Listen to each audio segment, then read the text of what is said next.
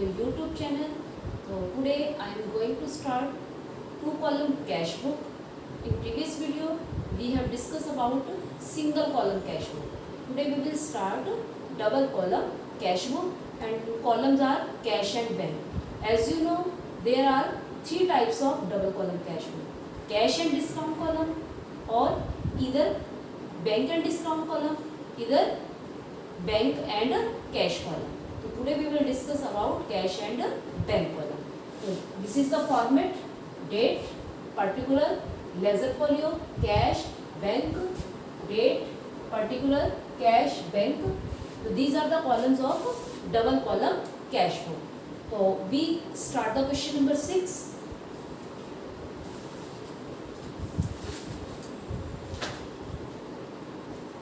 Question number 6 is: write a cash book of Bhanu Pratap with cash and bank columns from the following transaction.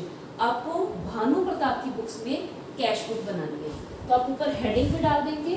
Space की वजह से मैंने नहीं लिखा है, तो in the books of Bhanu Pratap, और फिर नीचे लिख देंगे कैश बुक.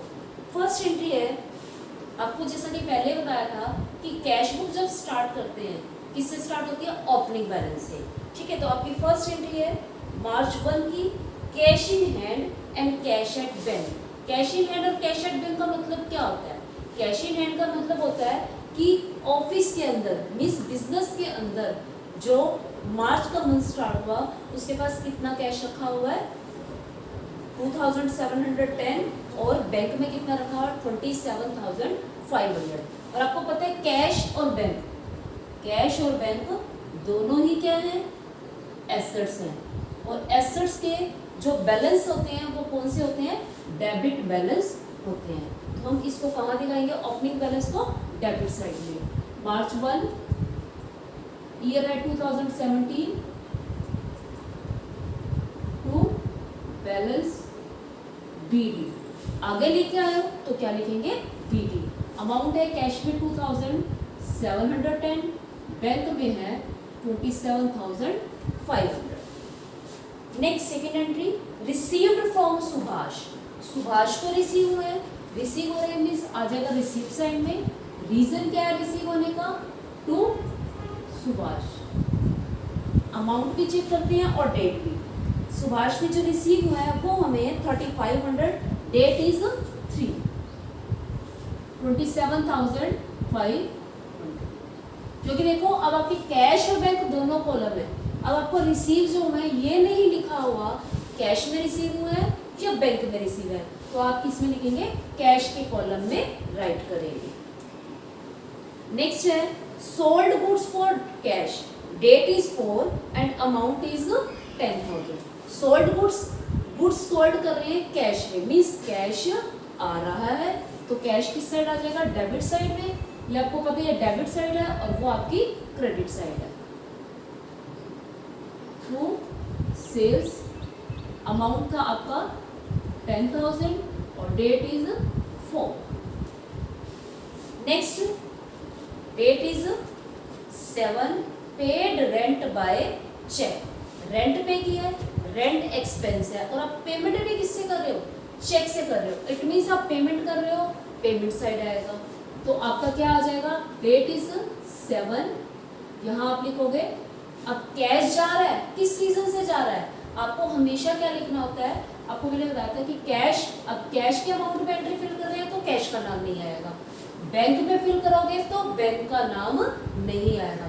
जिसकी बुक बनाते हैं उसका नेम राइट नहीं करते हैं. अब रेंट आपने किससे पे किया है? देखो, paid rent by cheque, cheque से पेमेंट हुई है.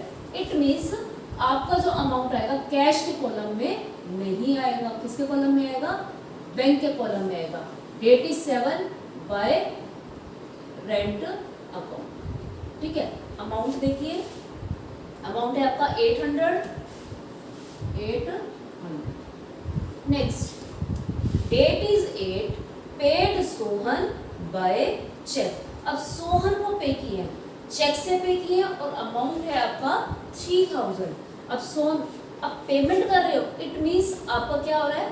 बैंक अकाउंट क्या हो जाएगा? कम हो जाएगा. आपको पता है ये इंक्रीज की साइड है और ये डिक्रीज की साइड है.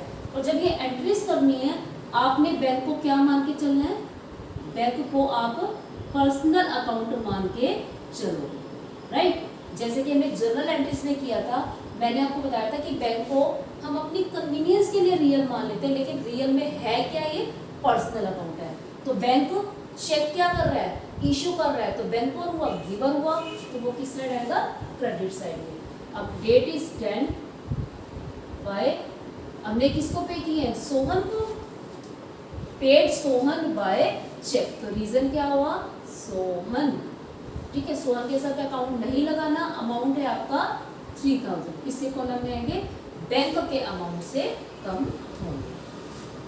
नेक्स्ट है date is 10 bought goods for cash ₹50,000, date is 10 bought goods for cash, अब गुड्स परचेज कर रहे हो और कैश क्या होगा, कम होगा, कैश क्या होगा, कम होगा, तो कहाँ आएगा, इस साइड, ये 8 डेट की एंट्री है, 10 बाय परचेजेस अकाउंट, ठीक है। अमाउंट है आपका 15,000 और कैश से पेमेंट की है, तो अमाउंट किसके कॉलम में आएगा, इसके कॉलम में आएगा, ठीक है। कई बार आपको अगर कंफ्यूजन हो तो आप यहाँ पे जनरल एंट्री राइट करके देख लिया करो, purchases account debit to cash, आपने एंट्री कर दी। अब आपको पता है यहाँ हाइड कर लो इसको, कैश क्या हो रहा है, क्रेडिट हो रहा है, अब कैश क्रेडिट हो रहा है, अमाउंट फिल कर लो पहले आप कैश के कॉलम में, इसको हाइड करके आप रीजन क्या लिख दोगे, ये वाला, ठीक है। अगर आपको कभी कंफ्यूजन हो जाए, स्टार्टिंग में आप एंट्री राइट करके पोस्ट करोगे तो आपको प्रॉब्लम नहीं आएगी, तो ठीक है। तो अब नेक्स्ट एंट्री करते हैं, paid cash for stationery, stationery के लिए कैश पे किए, date is 12, amount is 200 cash की पेमेंट हुई है, ठीक है, डेट कितनी है, 12 है।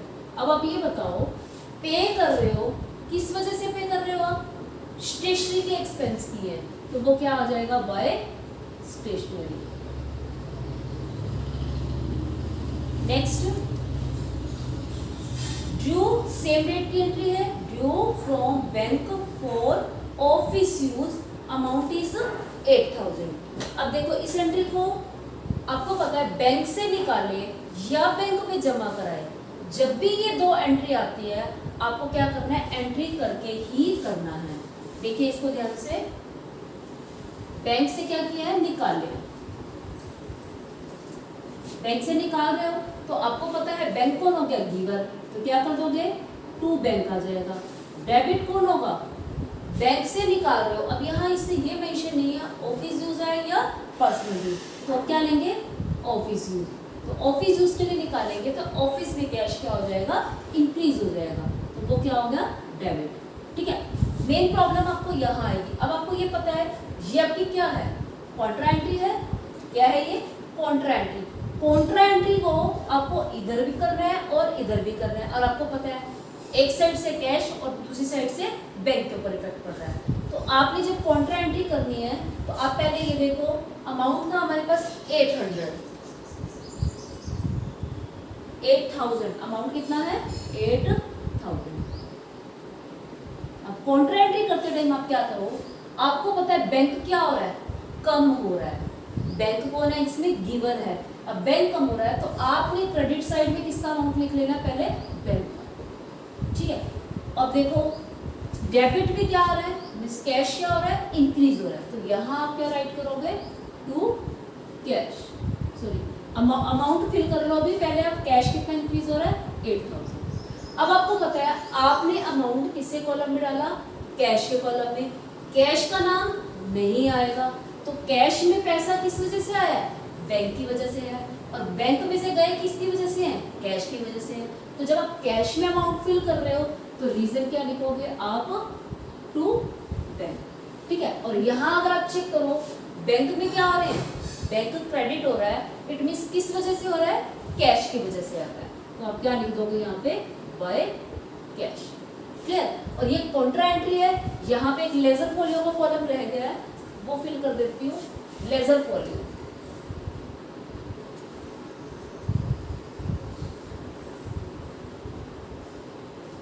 ठीक है। लेजर फोलियो में क्या करना है आपको, लेजर फोलियो के कॉलम में आपको यहाँ आपने लिखना है सी और यहाँ पे भी क्या लिखना है सी, राइट। लेजर फोलियो के कॉलम में आपने दोनों साइड सी लिखना है और सी का मतलब क्या होता है, कॉन्ट्रा एंट्री। नेक्स्ट है आपका, नेक्स्ट एंट्री है date is 15, received cheque from Surendra and sent into bank. 15 date को एंट्री है, 6600 मिले हैं किससे, सुरेंद्र से चेक मिला है और चेक को बैंक में डिपॉजिट करा दिया है। तो बैंक में डिपॉजिट कराया, इट मीन्स हमारा क्या हो जाएगा, bank debit, bank to Surendra 6600 का, ठीक है। तो अब आपने क्या करनी है, बैंक अकाउंट में इंक्रीज करना है, तो आपके आ जाएंगे 6600 बैंक में। किस वजह से मिले आपको, सुरेंद्र की वजह से, ठीक है। रीजन क्या है, सुरेंद्र, और डेट क्या हो गई आपकी 15। यहाँ आप डैश लगाते जाओ साथ साथ, ठीक है। इसका मतलब ये है कि यहाँ पे आपका कोई अमाउंट नहीं है। Next, paid for advertisement. Advertisement के 750 पे की है, डेट आपकी 16 है, तो वो आपका पेमेंट में आ जाएगा 15, अमाउंट है 750 बाय एडवर्टाइजमेंट। नेक्स्ट आता है आपका issue cheque in favour of Nath brothers. Cheque issue कर रहे हैं मीन्स आपका बैंक कौन हो गया, रूलर हो गया। क्रेडिट साइड में आएगा, नाथ ब्रदर्स को दिए आपने, नाथ ब्रदर्स को कितने दिए 4300, डेट है 18, अमाउंट है आपका बैंक में जाएगा 4300, 18 डेट को किसको दिए, रीजन क्या आपका नाथ, कि नाथ को आप पेमेंट कर रहे हो। नेक्स्ट आता है आपका कैश सेल्स। कैश सेल्स का मतलब आपको सेल्स हुई है कैश में, मतलब आपने गुड्स बेचे हैं, तो कैश आ रहा है और डेट है आपकी 19 एंड अमाउंट है 13,000, 19 टू सेल्स, कैश सेल्स हुई है और अमाउंट कितना था 4300, तो कैश इंक्रीज हो जाएगा आपका 4300। नेक्स्ट आता है आपका, दोनों में 4300 नहीं होगा, यहाँ पे चेक तो इशू करता 40, ये 13,000 है amount, 13,000। Next entry paid into bank. Paid into bank मतलब बैंक में जमा कराए, तो ये आपकी कॉन्ट्रा एंट्री, इसको राइट करके करेंगे, बैंक में जमा हुए, बैंक टू कैश। अब देखो आपका अमाउंट कितना है, अमाउंट आपका है 16,000, डेट दोनों की सेम है, डेट आपकी है 19, ठीक है। 19 को आपने बैंक में जमा कराया, बैंक में 16,000 राइट कर दें डेबिट साइड में, बैंक का कॉलम है आपका ये वाला, ठीक है। 16,000 ही आपने क्या करना है, कैश कम करना है, मीन्स कैश के कॉलम में आगा ये वाला, क्योंकि ये देखो ये बैंक के इंक्रीज की साइड है, तो पहले आप अमाउंट फिल कर लो, बैंक में आ गए 16,000 और कैश क्या हो गया, कम हो गया। अब क्योंकि आप कैश के कॉलम में अमाउंट फिल कर रहे हो, रीजन क्या आएगा, बाय बैंक, ठीक है। यहाँ आप रीजन क्या लिखोगे, टू कैश। अब कैश जब बैंक में कर रहे हो तो रीजन कैश है, कैश में अमाउंट डाल रहे हो तो रीजन क्या है, बैंक है। ये एंट्री कौन सी हुई, कॉन्ट्रा एंट्री, लिख दोगे सी, डेट कितनी है आपकी 19, राइट। ध्यान से करना है थोड़ा सा इस एंट्री को। Next entry date is 20, cheque receive हुआ है विनोद से और जमा करा दिया है बैंक में। अब बैंक में जमा कराया, इट मीन्स हमारा यहाँ इस साइड आएगा टू विनोद, रीजन है विनोद। अब चेक मिल रहा है विनोद से, बैंक में जमा कराया तो बैंक इंक्रीज हो गया और डेट कितनी आ जाएगी 20। Next entry date is 22, scooter purchase किया है and paid for the same by cheque. Payment cheque से हुई है, अमाउंट है आपका 18,000 और डेट है 22। पेमेंट चेक से हुई है तो आप लिखोगे बैंक के कॉलम में, डेट हो गई 22 और रीजन क्या है, by scooter. Next bank return surrenders cheque डिसोनर्ड।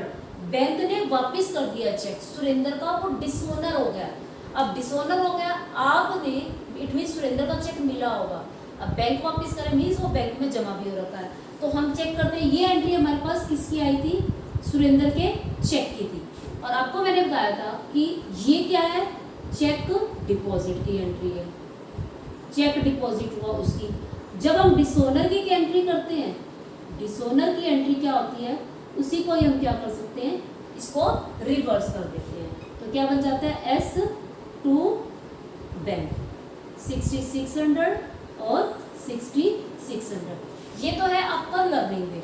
अगर आप इसको दूसरे वे में करना चाहते हो तो आप ये कहोगे, आपने चेक किसको दिया, सुरेंद्र को। सुरेंद्र कौन हो गया, रिसीवर। दिया किसने आपको, बैंक ने। तो बैंक कौन हो गया, गिवर हो गया। आपका बीच में कोई रोल नहीं है, चेक आपके पास है ही नहीं, ठीक है। आपने किसको दे दिया, एस को दे दिया। तो ये गिवर था, इसलिए क्रेडिट हो गया। ये रिसीवर था, इसलिए ये डेबिट हो गया। अब इसको फिल करेंगे। अब बैंक देखो क्या हो रहा है, क्रेडिट हो रहा है। अब क्रेडिट साइड में क्या लिखोगे, बाय बैंक लिखोगे, बाय बैंक अकाउंट। अमाउंट कितना आएगा, सॉरी बैंक के अमाउंट में आएगा, अमाउंट आएगा 6600, ये बैंक का कॉलम है। और रीजन क्या लिखोगे, सुरेंद्र, बाय सुरेंद्र, राइट। और डेट है आपकी 25। Next entry, paid salary by cheque 28 date को एंड ट्रेड एक्सपेंसेस दोनों पे की 7200 के और 2000 के। मीन्स आपका कैश कम हो रहा है 7200 से और 2000 से। डेट है आपकी 28। रीजन क्या है, 7200 सैलरी की वजह से गए हैं और ये किसकी वजह से गए हैं, ट्रेड एक्सपेंस की वजह से गए हैं। Next entry, cash sales means cash आ रहा है, अमाउंट है 9500 टू, अमाउंट आ रहा है कैश में 9500 और किस वजह से आ रहा है, सेल्स की वजह से आ रहा है। और डेट आपकी हो जाएगी 29। नेक्स्ट है पेड इनटू बैंक।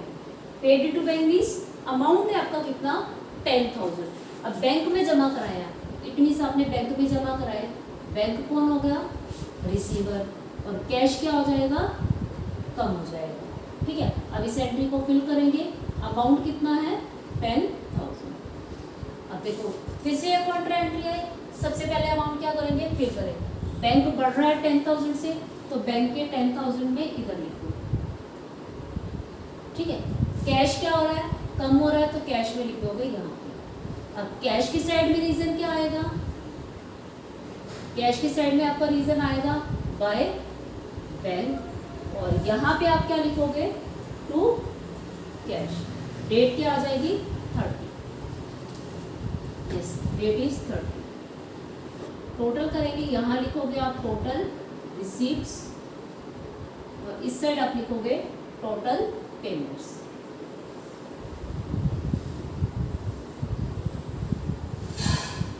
ठीक है, टोटल रिसीप्ट्स अगर आप इस साइड का टोटल करोगे तो ये अप्रोक्स आपका आता है, यहाँ मैंने राइट कर रखा 46,710, ठीक है। और बैंक के कॉलम का आपका टोटल आता है 62,500। इस साइड का आप टोटल करोगे तो ये आपको दिख ही रहा है 26, 28, 43 लगभग आपके आ रहे हैं 43,950।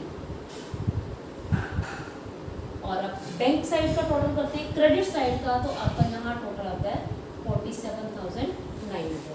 तो ये जब आप टोटल करते हो, ये टोटल रिसीप्ट्स हो गई, ये टोटल पेमेंट होगी।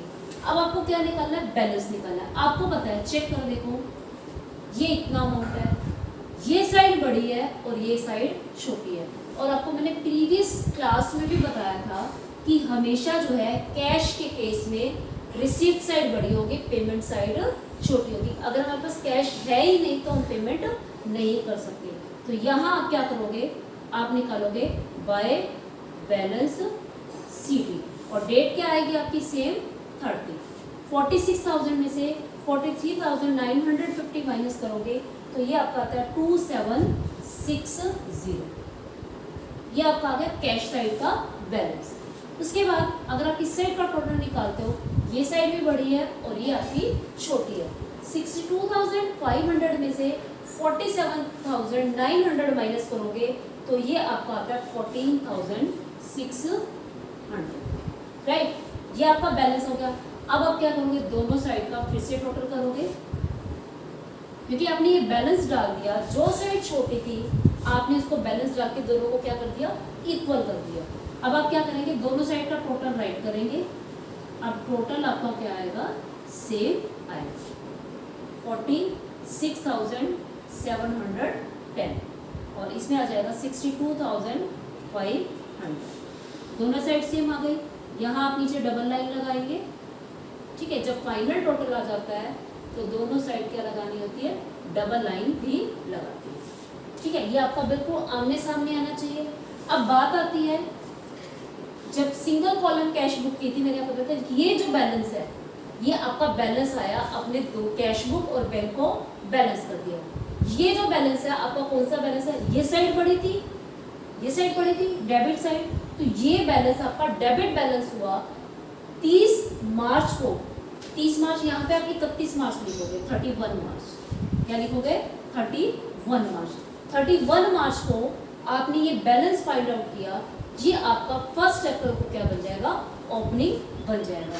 तो यहाँ पे आप लिखोगे 1 अप्रैल 2017। आपका क्या आ जाएगा, टू बैलेंस डी। आप इस बैलेंस को आगे राइट करके भी लिखोगे। बैलेंस कौन सा लिखा जाएगा, ये जो बैलेंस हमने निकाला है 2760 14,600। तो ये आपका हुआ क्वेश्चन नंबर 6। देखो यहाँ मैंने जनरल प्रॉफिट के लिए स्पेस रखा था कि जो एंट्रीज आपकी कैश बुक में नहीं आएंगी उसको हम जनरल प्रॉफिट में रिकॉर्ड करते हैं। क्वेश्चन में ऐसा मेंशन नहीं है, लेकिन इस क्वेश्चन के अंदर कोई भी ऐसी एंट्री नहीं थी क्रेडिट की या कोई डिस्काउंट की जो हम जनरल प्रॉफिट में दिखा जाए। तो ये नेक्स्ट क्वेश्चन में यूज करेंगे, इसको अभी यही छोड़ते हैं। अब करते हैं next question, question number 7। Next question number 7। Prepare 2 column cash book from the following transaction and balance the book on 31st January 2014। तो आपको क्या करना है, कैश बुक प्रिपेयर करनी है और बैलेंस निकालना है, जैसा कि हमने प्रीवियस क्वेश्चन में निकाला था। आपके पास ईयर है 2014, डेट है January 1, cash in hand and bank overdraft. अब इसके अंदर आपको दिया हुआ है bank overdraft. Bank overdraft.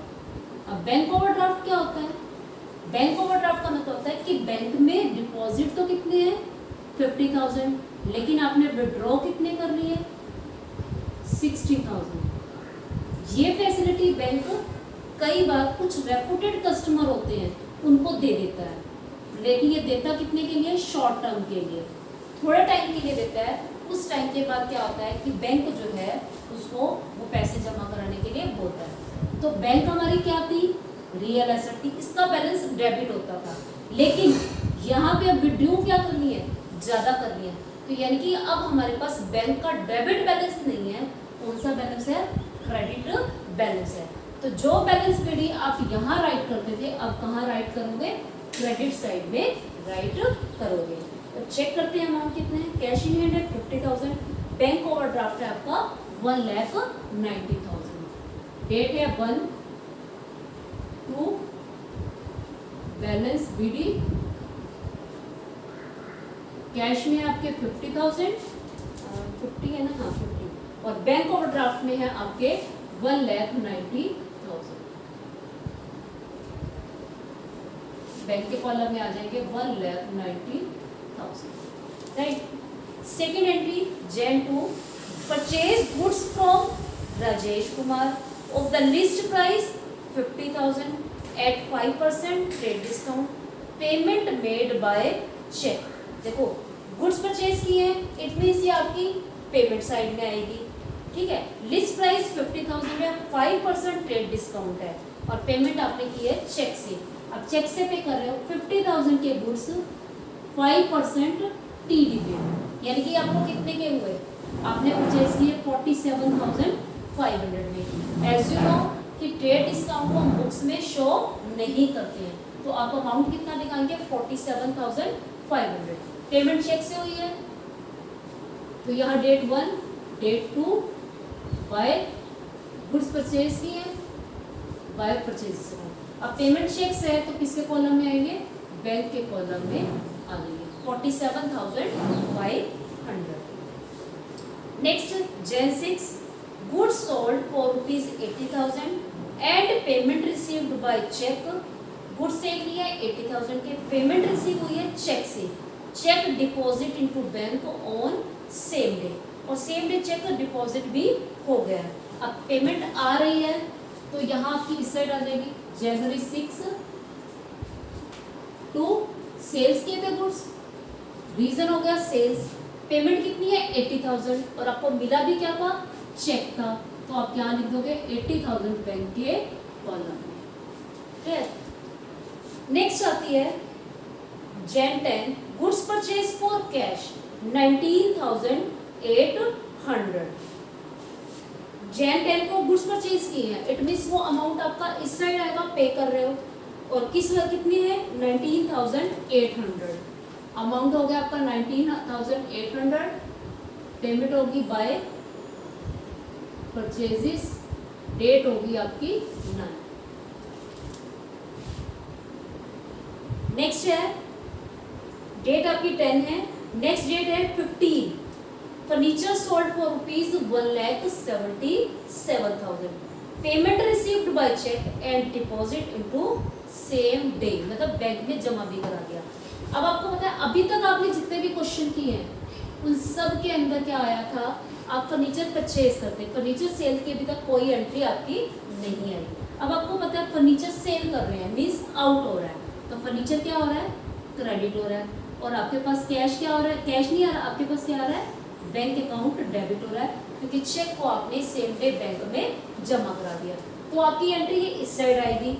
Amount कितना है, अमाउंट है आपका 1,77,000, तो आप क्या लिखोगे, डेट इज, यहाँ पहले अमाउंट फिल कर लो 1,77,000 बैंक के कॉलम में, और किस वजह से मिल रहा है, टू फर्नीचर की वजह से, फर्नीचर की वजह से मिल रहा है। अमाउंट है आपका 1,77,000, डेट है 15 March, 15 Jan।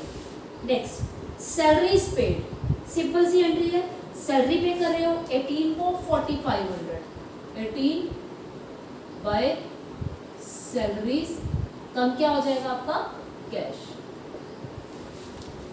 Next entry settle the amount, date is 21, settle the amount due to Ram 2,000 by paying cash 1,910। अब यहाँ पे सेटल हुआ अमाउंट, और साथ में ये भी दिया हुआ है ड्यू टू राम 2,000 थे, लेकिन हमने दिए कितने, 1,910। अब यहाँ आप थोड़ा सा ध्यान से देखेंगे, देखो डिस्काउंट के केस की एंट्री आ गई, ठीक है, डिस्काउंट के केस में आपने एंट्री राइट जरूर करनी है, रफ राइट करोगे। सेटल किया आपने बाय पेइंग कैश, तो आपका कैश क्या हो रहा है, आउट हो रहा है, किसको दिए हैं, राम को, राम रिसीवर होगा, क्या दे रहे हो, कैश दे रहे हो, और साथ में क्या होगा, discount allowed, sorry discount received, ठीक है, डिस्काउंट आपको क्या हो रहा है, मिल रहा है। आपने कितने लेने थे, 2,000, 1,919 मिले आपको, और 90 क्या होगा, डिस्काउंट रिसीव हुआ। अब आप देखो इस पॉइंट में आपको कैश के कॉलम में कितना अमाउंट जाएगा, 1,910, इतना अमाउंट आपका क्या हो रहा है, कम हो रहा है, ठीक है, ये हमने रख दिया यहाँ पे। और कैश किस वजह से मिल रहा है उसको, देखो अब यहाँ आपको ध्यान देना है, कैश और डिस्काउंट दोनों ही किसकी वजह से मिल रहे हैं आपको, राम की वजह से, किसकी वजह से मिल रहे हैं, राम की वजह से, मतलब आप पे कर रहे हो। अब आपको कैश वाली एंट्री आपकी यहाँ आ जाएगी, ये जो एंट्री है डिस्काउंट, ये आप यहाँ नहीं दिखाओगे कैश बुक में, क्योंकि इसका कैश से कोई लेना देना नहीं है, क्योंकि राम ने पे कितने किए हैं, सिर्फ और सिर्फ 1,910 के, तो 90 तो उसको डिस्काउंट मिला है। अब अगर आप इस एंट्री के दो पार्ट करते हो, एक बनता है राम टू कैश और एक आपका क्या बनता है, राम टू डिस्काउंट, तो ये जो सेकंड पार्ट है डिस्काउंट, ये एंट्री कैश बुक में नहीं आएगी, इसलिए इस एंट्री को हम कहाँ लिखेंगे, जर्नल प्रॉपर में। तो जर्नल प्रॉपर में एंट्री क्या होगी, Ram to discount received, amount कितना आ जाएगा, 90, ठीक है। जब आप कैश बुक बनाओगे, कैश बुक के नीचे ही आप जर्नल प्रॉपर बना के दिखा सकते हो, देखिए ऐसे ऊपर लिखोगे आप जर्नल प्रॉपर, कॉलम बनाओगे date, particular, ledger folio, amount debit and amount credit. ठीक है, ये कॉलम बनाने के बाद आपकी डेट क्या है इस एंट्री के अंदर? डेट है आपकी 21 डेट राइट करेंगे। यहाँ पे आपका क्या आ जाएगा? राम अकाउंट डेबिट, टू क्या आ जाएगा? Discount received. अमाउंट, ये लेजर फोलियो का कॉलम हो गया। अमाउंट कितना है आपका? 90 और यहाँ क्या आ जाएगा? 90। ये हेडिंग्स वगैरह आप राइट कर लोगे। ठीक है, उसके बाद आपको ये एंट्री में क्या हो रहा है? कैश क्या हो रहा है? आउट हो रहा है। यहाँ आपको किस वजह से हो रहा है कैश आउट? राम की वजह से। 1910 डेट आपकी हो गई 21। तो ये आपका बन जाएगा जनरल प्रॉपर। क्वेश्चन में मांगा नहीं है, सिर्फ आपको एक्सप्लेन करने के लिए मैंने दिया है कि अगर क्वेश्चन में आ जाता है तो आपने इस तरह से प्रिपेयर करना है। Next entry, cash received from जय 14,780 in full settlement of his account of 15,000। अब इसके अंदर भी क्या आया? कैश रिसीव हुआ है जय से, कैश डेबिट हुआ, इन फुल सेटलमेंट आया। इट मींस इसके केस में भी क्या है? डिस्काउंट। तो डिस्काउंट क्या होगा? अब इसको कैश मिल रहा है तो ये डिस्काउंट क्या करेगा? देगा। तो क्या हो जाएगा? डिस्काउंट अलाउंट। किससे मिल रहे हैं? जय से। अमाउंट कितना है? 14,800। डिस्काउंट 15 में से माइनस करके आ गया आपका 200। लेने कितने थे हमने? 15,000। अब ये हो गए। अब ये अमाउंट तो आपका कहाँ आ जाएगा? कैश बुक में आ जाएगा। लेकिन ये जो एंट्री है आपकी कहाँ होगी? जनरल प्रॉपर में। डेट हो गई 22, अमाउंट क्या आ जाएगा? एंट्री हो गई डिस्काउंट डेबिट टू जय, अमाउंट आ जाएगा 200। ठीक है, ये सेकेंड एंट्री आपकी होगी जय की जनरल प्रॉपर में। अब आपके पास बचा कैश। कैश क्या हो रहा है? इन हो रहा है। मीन्स आप क्या करोगे? डेबिट साइड में लिखोगे। डेट हो गई 22 और कैश किसकी वजह से मिल रहा है आपको? कैश आपको मिल रहा है जय की वजह से। तो क्या लिखोगे? टू जय 14800। Clear? Next entry, paid life insurance premium. Life insurance premium का मतलब होता है लाइफ, मतलब अपनी लाइफ का प्रीमियम कराना। अब लाइफ का प्रीमियम कौन करा रहा है? प्रोप्राइटर करा रहा है। प्रोप्राइटर की लाइफ का कोई बिजनेस से लेना देना है नहीं, क्योंकि मैंने आपको बताया था बिजनेस सेपरेट है और प्रोप्राइटर सेपरेट है। अगर प्रोप्राइटर अपना इंश्योरेंस करा रहा है तो वो क्या है? उसका पर्सनल एक्सपेंस है, तो वो क्या हो जाएगी आपकी ड्रॉइंग्स। ध्यान रखना है, एक इनकम टैक्स आया था और एक लाइफ इंश्योरेंस प्रीमियम जब भी आए वो आपकी क्या? ड्रॉइंग्स। अब ड्रॉइंग्स से आपका क्या हो रहा है? पैसे जा रहे हैं। यहाँ क्या लिखोगे? Bye drawings. 20 डेट है आपकी 23, अमाउंट है 1500। चलिए नेक्स्ट एंट्री है last entry, deposit into bank. अब इस एंट्री को थोड़ा ध्यान से सुनना, आपकी बहुत सारे क्वेश्चंस में इस तरह से एंट्री आएगी। डिपॉजिट विद द बैंक, आपने बैंक में जमा कराया एंटायर बैलेंस मीन सारा balance after retaining 7,000 cash in hand. Means क्या हुआ कि आपने क्या किया? आपने देखा कि मेरे पास पैसे बहुत ज़्यादा पड़े हैं। आप करते हो ऐसा? आपके पापा, आपके जो भी मतलब बिजनेसमैन होते हैं वो क्या करते हैं कि शाम के टाइम देखते हैं कि कैश ज़्यादा हो गया, मतलब दोपहर को कलेक्शन करने के बाद देखा कि कैश बहुत ज़्यादा है, रखना सेफ नहीं है, वो 2-4 हज़ार अपने पास रख लेते हैं, बाकी पैसे क्या करते हैं? कैश डिपॉजिट करा देते हैं बैंक में। वो कैसे निकालते हैं? इसके लिए आपको क्या करना है? सबसे पहले तो आपने टोटल करना है कैश कॉलम का, सिर्फ और सिर्फ कैश कॉलम का, यहाँ का और यहाँ का। अगर एक यहाँ पे जो अमाउंट दिया हुआ है ना 14,780 है, यहाँ है आपका 14,780, तो इसलिए यहाँ पे आ जाएगा आपका 220। तो यहाँ आप ठीक कर लेना 220, इसको राइट कर देते हैं 780। राइट, अब आपने क्या करना है? आप सबसे पहले नीचे वर्किंग नोट में क्या करेंगे? आप वो बनाएंगे, कैश बुक का टोटल करेंगे। ठीक है, कैश बुक की डेबिट साइड का भी और क्रेडिट साइड का। देखो डेबिट साइड का आपका आ रहा है कैश बुक डेबिट साइड, ये आपका बन रहा है 64,780। कैश बुक का ही क्रेडिट बैलेंस फाइंड आउट करेंगे।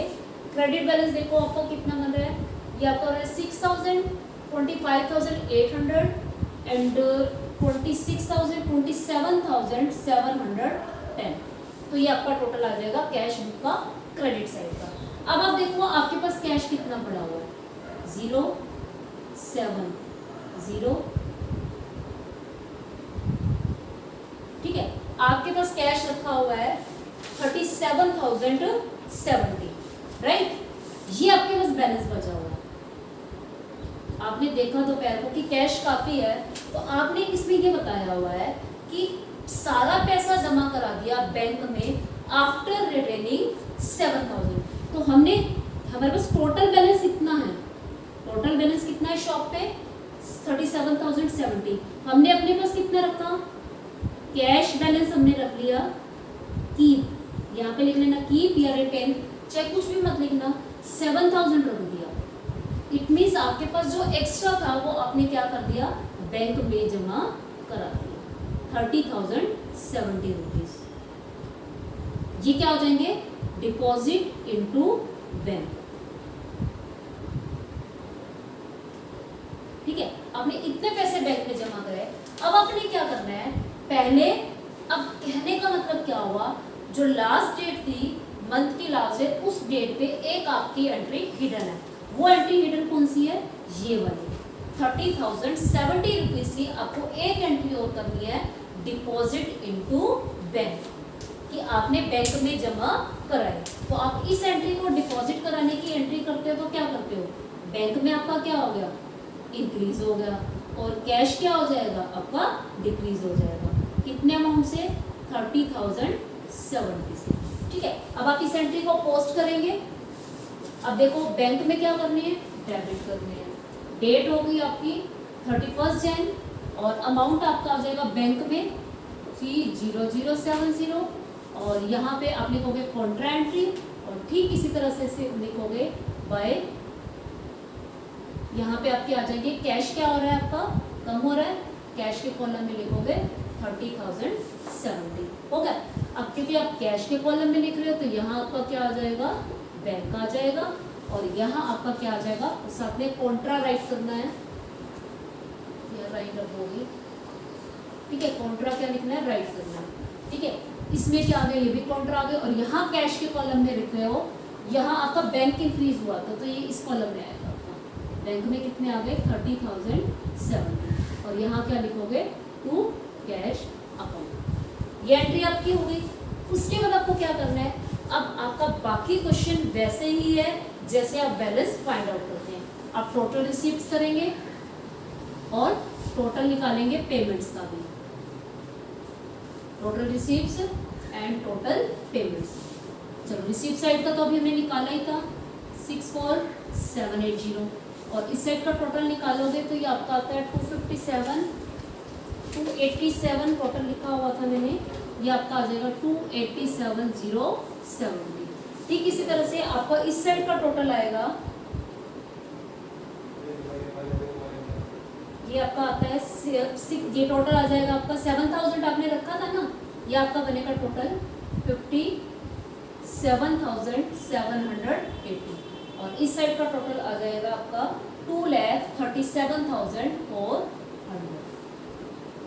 क्लियर। अब आपने टोटल की है, टोटल करने के बाद आपको क्या करना है, यहाँ लिख दो आप टोटल पेमेंट्स,